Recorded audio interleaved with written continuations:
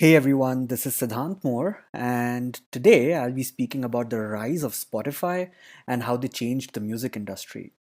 So, let's go back 2 decades, shall we? How were you consuming music 20 years ago? In all probability, you were downloading your music from torrent websites, or purchasing MP3 CDs from street corners, or perhaps exchanging pen drives with your friends.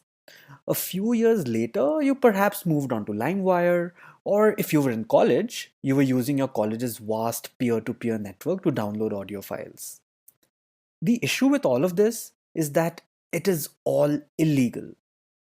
So, how did we reach from there to paying a monthly subscription to listen to music? That's what we'll talk about today. So, let's do shots.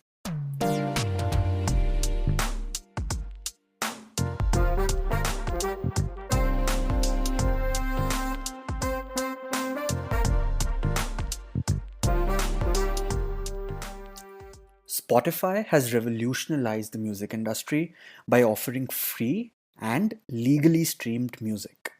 Back in the 1990s, music piracy became a huge problem. It grew up to be a multi-billion-dollar industry, entirely illegal, with none of the proceeds going to the artists and musicians. In fact, the pirated music industry was more than half of the total music industry. The only two options to listen to music was to either buy a 100 rupee CD with access to one single album or to download every album that you want absolutely free of cost. Illegally, of course. The choice was a no brainer. The first wave of change came in 2003 when, after the success of Apple iPod, Apple launched iTunes, where you could purchase music. In that era, that was the first attempt at legal music transactions digitally. But the concept of free pirated music was so ingrained in all of us, very few of us actually purchased music, which was priced as low as 1 rupee per song. The cost addition to music, though, led to people shifting in their music consumption to radios. But there was one problem: you could not choose your own music on radio. These events finally paved way for the arrival of Spotify. Spotify figured out a way to make everyone happy. They bought licensed music from record labels. Some big labels were even given a piece of Spotify's business. They made money by showing ads on their platform, and the users were able to listen to music without paying anything for it. Like every other business, this was ridiculed at first as well. In fact, Taylor Swift called them out, alleging that they were undervaluing artists and their music. She removed her music from Spotify until she eventually returned after a 3 year long break in 2018.